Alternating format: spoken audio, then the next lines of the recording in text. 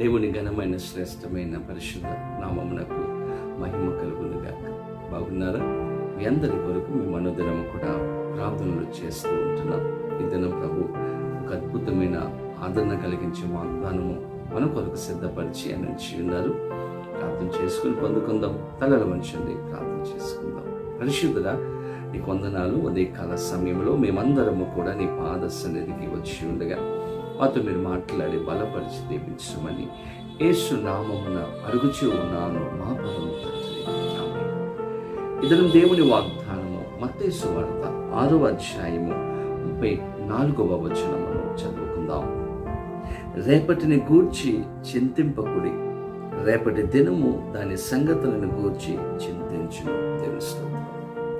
ఈ చక్కని వాగ్దానం పరిశుద్ధాత్మ దేవుడు మన జీవితంలో నెరవేర్చునుగాక. ఆమేన్. ఈరోజు దేవుడు ఒక అద్భుతమైనటువంటి వాగ్దానం, రేపటిని గూర్చి మీరు చింతించవద్దు అని దేవుడు తెలియజేస్తున్నాడు.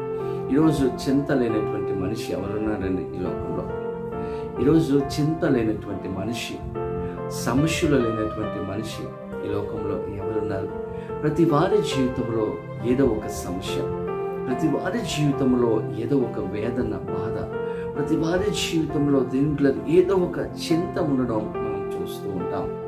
రేపు ఎలా ఉంటుంది నా పరిస్థితి, రేపు నా కుటుంబం ఎలా ఉంటుంది, రేపు నేను ఎలాగా, నా బిడ్డలు ఎలా ఉంటారు, వారికి భవిష్యత్తు ఏంటి అని అనేక మంది తల్లిదండ్రులు ఆలోచన చేస్తూ ఉంటారు. కొంతమంది ఏంటి నా యొక్క ఆరోగ్యం ఎలాగైపోయింది, చాలా క్షీణించిపోతూ ఉంది, నాకు చాలా బలహీనత నేను కలిగి ఉన్నానని చాలామంది చింతిస్తూ ఉంటూ ఉంటారు. కొంతమంది ఆర్థిక పరిస్థితులను బట్టి, కుటుంబ సమస్యలను బట్టి చింతిస్తూ ఉంటూ ఉంటారు. ఏంటి నా యొక్క కుటుంబ పరిస్థితి ఇలా అయిపోయింది, ఎప్పుడు నా పరిస్థితులు మారుతాయని చాలామంది కూడా ఒక ఆలోచనలో లేకపోతే ఒక చింతతో కనబడుతూ ఉంటూ ఉంటారు. ఈరోజు ప్రభు అంటూ ఉన్నాడు, రేపటిని గురించి మీరు చింతించవద్దు. రేపు ఎలా ఉంటుంది, రేపు నా భవిష్యత్తు ఏంటి, రేపు నా కుటుంబ పరిస్థితులు ఏంటి, నా బిడ్డలకి భవిష్యత్తు ఏంటి అని దేవుడు అంటున్నాడు. ఆలోచించవద్దు. రేపటి దినము దాని సంగతుల గురించి మీరు ఆలోచన చేస్తుంది, మీరు మాత్రం ఆలోచన చేయవద్దు అని దేవుని వాక్యం తెలియజేస్తూ ఉంటుంది. ఆకాశ పక్షులను చూడండి, అవి విత్తము కోయవు, కానీ పరిశుద్ధాత్మ దేవుడు ఆ యొక్క పక్షులను దేవుడు పోషిస్తూ ఉన్నాడు. వాటిని పోషిస్తున్నాడంటే వాటికంటే శ్రేష్టమైనటువంటి వ్యక్తులముగా దేవుని యొక్క బిడ్డలుగా మనం ఉంటూ ఉన్నాం.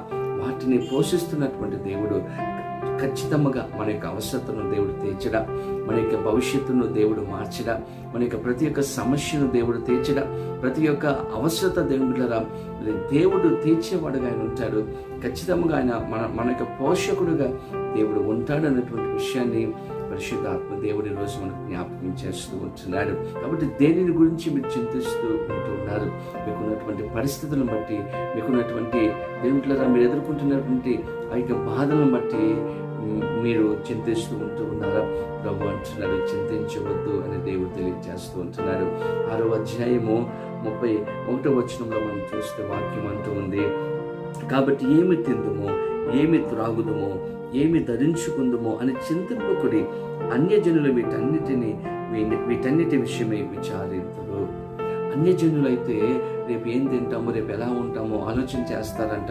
కానీ దేవుని బిడ్డలుగా వాటి నిమిత్తం మనం ఆలోచన చేయకూడదు.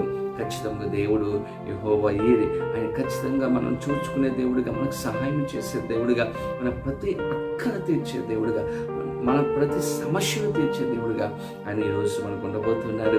కాబట్టి ఏ విషయంలో మీరు బాధపడుతూ ఉంటున్నారు, ఏ విషయంలో మీరు చింతిస్తూ ఉంటూ ఉన్నారు, కాబట్టి మీ చింత యావత్తూ ప్రభువు మీద వేయండి. ఖచ్చితంగా ఆయన మీకు సమాధానము, సంతోషము, గొప్ప కార్యాలు చేస్తాడు. కాబట్టి దేవుడు ఈరోజు అంటున్నాడు, రేపటిని గూర్చి మీరు చింతించవద్దు. రేపటిని గురించి దేవుడు ఆలోచన చేస్తూ ఉన్నాడు. దేవుడు ప్రతి వారి జీవితంలో అద్భుతమైన కార్యాలు దేవుడు చేస్తాడు. అటువంటి కృప పరిశుద్ధాత్మ దేవుడు మనందరికీ అనుగ్రహించునుగాక. ఆమేన్. పరిశుద్ధుడా, నీకు వందనాలు. ఉదయకాల సమయంలో మాకు ఇచ్చిన శ్రేష్టమైన వాగ్దానం బట్టి మీకు వందనాలు. ప్రతి వారి జీవితంలో నెరవేర్చమని యేసు నామమున అడుగుచూ ఉన్నాను మా పరమ తండ్రి. ఆమేన్. తండ్రి, కుమార, పరిశుద్ధాత్మ ప్రియకు దేవుని ఆశీర్వాదము సదాకాలం కలుగునుగాక. దేవుడి మిమ్మలను దీవించు.